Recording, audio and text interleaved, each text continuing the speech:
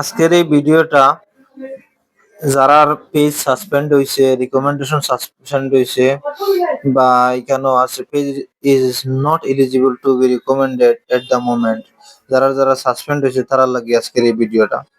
তে সাসপেন্ড হওয়ার পরে রিভিউ ফাটাইতে হয়, কিরকম ফাটাইতে হয় পুরো স্টেপ বাই স্টেপ আমি প্রসেসটাই আমি দেখাই দিই। আর তো ফার্স্ট অফ অল আপনারা যার পেজ হোক বা প্রোফাইলও যাইবা গিয়া, যাওয়ার পরে দেখুন ওরকম যদি ফেরত থাকে page is content unoriginal, this is affecting your recommendation suspended হয়ে গেছে, এরকম ফেরত যদি থাকে তাহলে আপনারা এক কাম করবা, সর্বপ্রথম বারো আইয়া এখানোর এই যে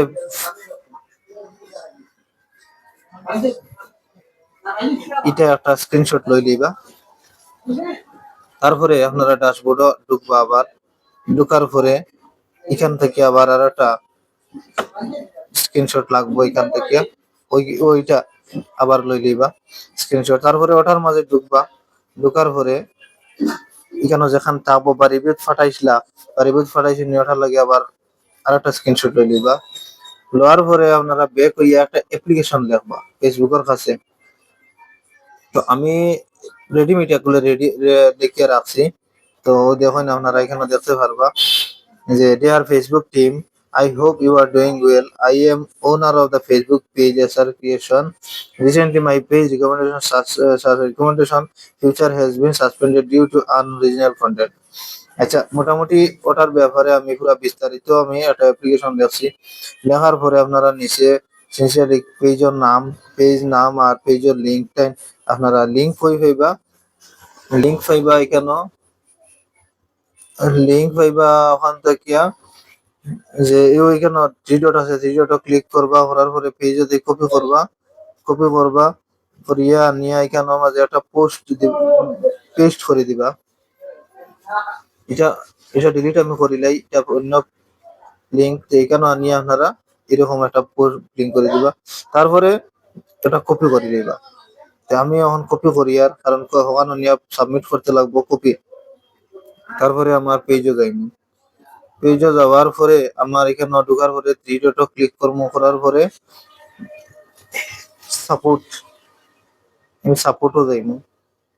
সাপোর্টও যাওয়ার পরে আপনারা একদম নিচের দিকে যাইবা, রিপোর্ট এ টেকনিক্যাল প্রবলেম এখানের মাঝে ক্লিক করবা।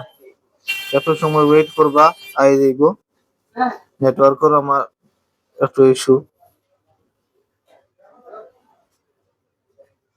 তারপরে এখানে আপনারা মারবা ইনক্লুড পেজ, তারপরে আপনার প্রোফাইল হইলে প্রোফাইল সিলেক্ট করবা, পেজ হইলে পেজ সিলেক্ট করবা।